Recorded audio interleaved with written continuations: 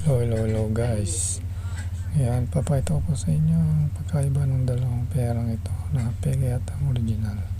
So sa mga mahawak ng pera dyan, mag-ingat po tayo at suriin palagi ang ating perang inahawakan. So ngayon ito po ang 1,000. So ito po ang original. Ayan, makita nyo po ang original, yung kulay green niya sa 1,000 ay gumagalaw. Ayan po, di ba? Gumagalaw siya.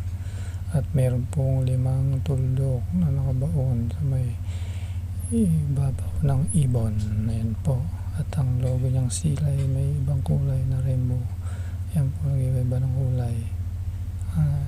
Tandaan po natin palagi, palatandaan sa original at peke. Ayan po, ayan po. Tingnan niyo po maigi. Ayan.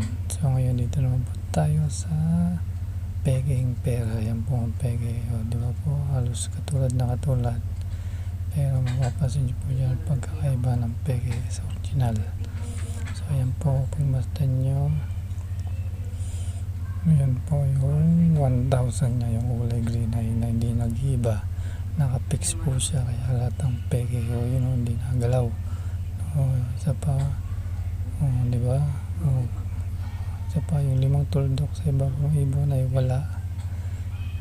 Tapos yung seal niya hindi, walang ibang kulay, hindi guys original yan, nag-iba ng kulay.